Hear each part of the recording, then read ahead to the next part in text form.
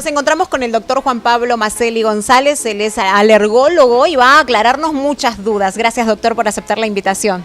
Gracias a ustedes por esta oportunidad para poder platicar un poquito del tema. Bueno, ¿por qué no nos cuenta? Primeramente, ¿qué es el asma bronquial? Bueno, el asma bronquial es una inflamación de los bronquios a nivel de los bronquios medianos en tanto niños como adultos, que provoca un fenómeno de broncoespasmo, ¿verdad? Ese broncoespasmo hace que el paciente tenga dificultad para poder sacar el aire, ¿verdad?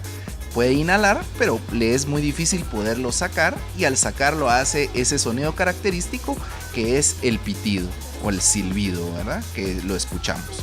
Muchos de estos pacientes también tienen tos, y esa tos y las molestias son principalmente durante la noche. Durante la noche, cuando los niños tienen esto, este silbido, ¿es la única demostración para las mamás para que empiecen a advertir que tienen asma? Normalmente van a empezar con cuadros no solo del silbido, sino de la dificultad respiratoria, ¿verdad? De la disnea y también de la tos. La tos va a acompañar muchas veces los fenómenos de asma bronquial.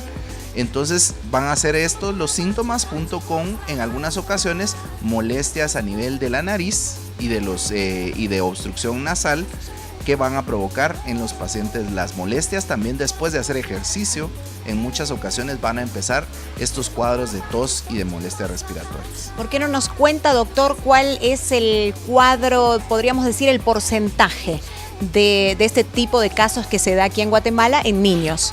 Sí.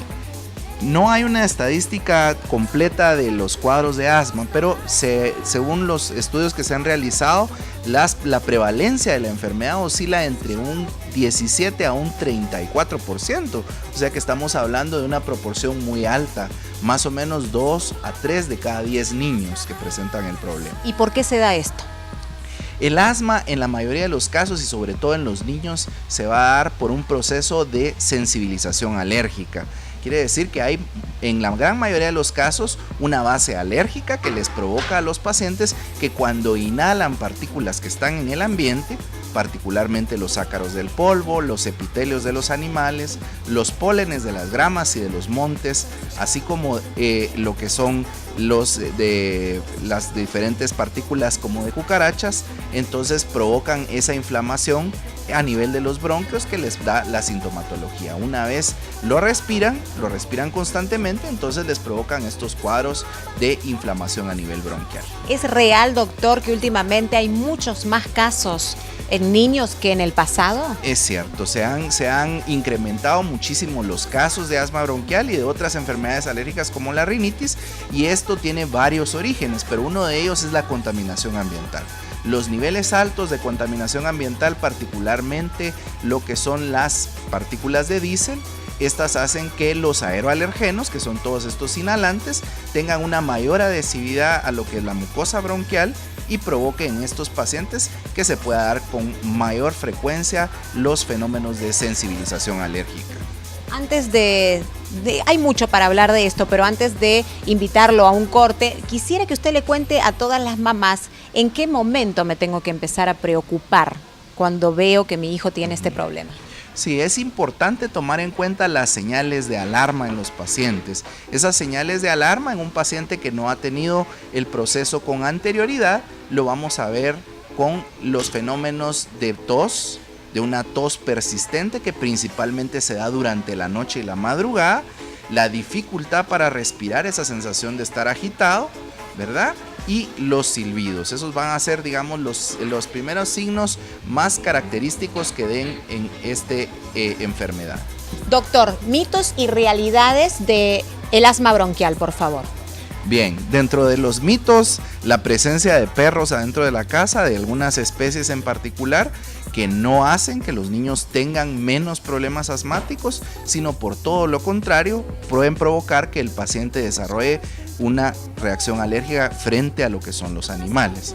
Los diferentes suplementos de aceites esenciales o de aceites que se pueden dar a los niños, o la vitamina C, que no tienen un desarrollo en la prevención de la enfermedad tampoco.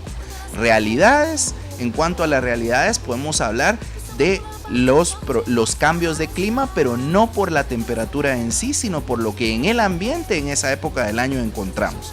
Por eso encontramos incrementadas las enfermedades en los países como los nuestros durante la época de lluvia. Durante esa época de lluvia vamos a encontrar altos niveles de esporas de mohos, altos niveles de ácaros del polvo, que van a estar presentes más en esta época del año y que van a hacer que los pacientes se enfermen. También los pacientes que tienen un cuadro infeccioso respiratorio viral van a poder tener una crisis que inicia por ese cuadro viral y que entonces a partir de ello desarrollan el proceso de asma bronquial. Eso también se va a ocurrir y por lo tanto es importante cuidar los resfríos en los niños para que no desarrollen estos procesos. Muy bien, ahí está la prevención, cuidar los resfríos y todo lo que nos ha dicho. Pero ¿cómo hacemos entonces para sacar adelante a un niño que ya tiene asma? Sí, es muy importante el establecer cuál es el origen del asma, ¿verdad? Si esta asma es de tipo alérgico, entonces es importante realizar pruebas alérgicas al niño para determinar qué es lo que le está provocando esta sensibilización. Eso se hace mediante pruebas de prick test que realizamos y una vez establecido qué es lo que les provoca a estos pacientes las reacciones alérgicas, pues debemos evitar el contacto con los alergenos y también nos puede funcionar para poder hacer un tratamiento que se llama inmunoterapia, que se basa en poner pequeñas cantidades de lo que a un paciente le provoca una reacción alérgica.